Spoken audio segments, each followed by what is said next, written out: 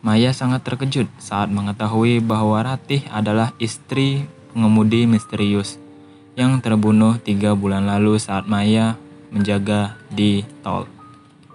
Saat mendengar warga mendekati rumah Ratih, Maya kemudian bersembunyi di bawah meja makan. Dari mereka, Maya mengetahui bahwa Dini telah tewas terbunuh dan kulitnya dijadikan wayang kulit. Mereka telah membunuh orang yang salah. Itulah mengapa kutukan belum hilang dari desa itu. Namun naas, salah satu warga kemudian berupaya memperkosa Ratih. Ratih mengancam dan menyayat pahanya dan menodongkan pisaunya, mengancam untuk bunuh diri. Mereka pun ketakutan dan pergi meninggalkan rumah.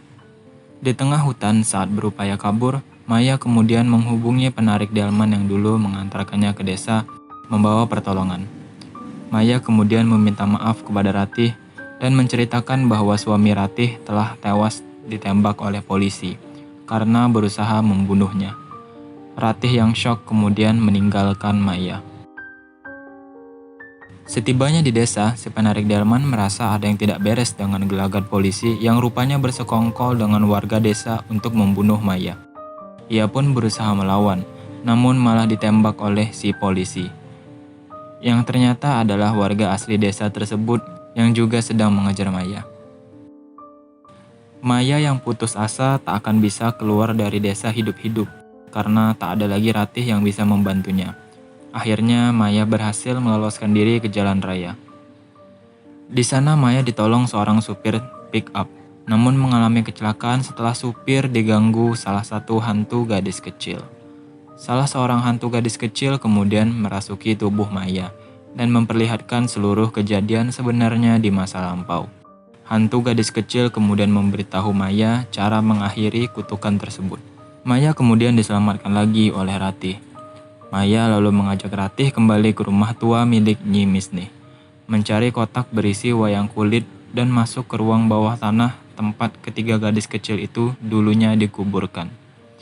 Saat menggali lantai tanah di rumah itu, mereka mendapati tulang belulang ketiga gadis kecil yang hilang. Maya dan Ratih kemudian menyatukan kerangka dan wayang kulit ketiga gadis kecil tersebut dan menguburkan mereka secara layak. Sementara itu, Nyi Misni dan warga memergoki Maya dan Ratih bersembunyi di rumah orang tuanya. Terungkap bahwa Nyi Misni adalah seorang pembantu yang dinodai oleh tuannya, yaitu ayahnya Ki Donawongso. Saat Ki Saptadi lahir, Nyi Misni tetap menyembunyikan hal ini dari tuannya. Saat beranjak dewasa, Ki Saptadi menjalin cinta dengan Nyai Sinta yang merupakan gadis tercantik di desa. Mereka berdua harus berpisah karena Nyai Sinta dipaksa untuk menikah dengan Ki Donawongso, ayahnya Maya. Suatu hari, Nyi Misni menyaksikan perbuatan terlarang antara Saptadi dan Nyai Sinta. Ia sangat murka saat mengetahui Nyai Sinta mengandung anak Saptadi. Nyi Misni kemudian menghapus ingatan Saptadi terhadap Nyai Sinta. Tak puas, ia pun memberi kutukan bayi di dalam kandungan Nyai Sinta agar segera lenyap sebelum lahir. Namun, Maya alias Rahayu yang merupakan buah cinta terlarang Nyai Sinta dan Ki Saptadi tetap lahir walaupun dalam kondisi tanpa kulit.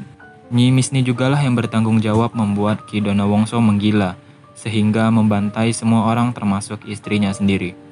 Dia pula yang memberi jimat agar roh ketiga gadis kecil yang dibunuh tidak mendekati Maya. Jimat ini adalah secarik kertas kecil yang ditemukan Maya di dalam pahanya, dan membawa Maya alias Rahayu kecil keluar dari desa. Maya yang murka mengetahui semuanya, kemudian mengancam warga yang akan menangkapnya dengan sekop. Tetapi seseorang memukul Maya dari belakang, sehingga Maya akhirnya pingsan dan digantung terbalik di hutan pembantaian.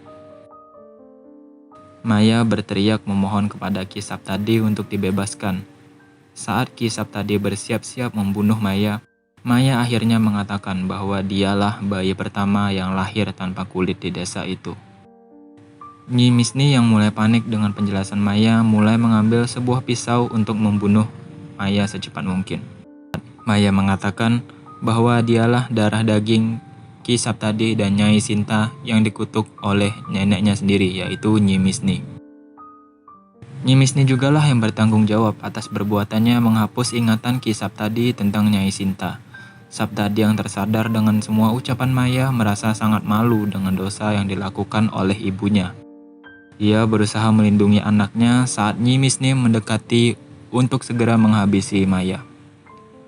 Ki Saptadi akhirnya bunuh diri dengan menyayat lehernya sendiri dengan pisau yang direbutnya dari ibunya. Tak bisa menerima kenyataan anak sematawayangnya tewas, Nyimisni juga ikut melakukan tindakan yang serupa. Ratih berlari melepaskan ikatan Maya dan memintanya melarikan diri dari desa itu. Maya meyakinkan Ratih untuk ikut dengannya, tetapi Ratih menolak dan mengatakan, "Dimanapun sama saja untukku."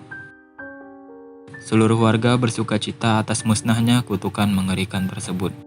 Maya dengan menumpang truk sayur meninggalkan tanah jahanam tersebut.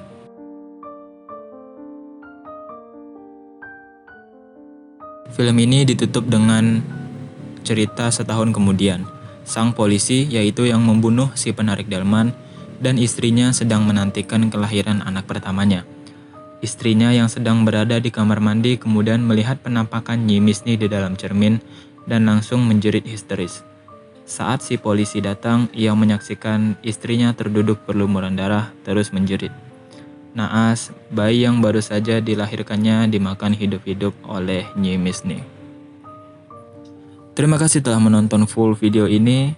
Aku harap kalian menyukainya. Jangan lupa like, comment, and subscribe.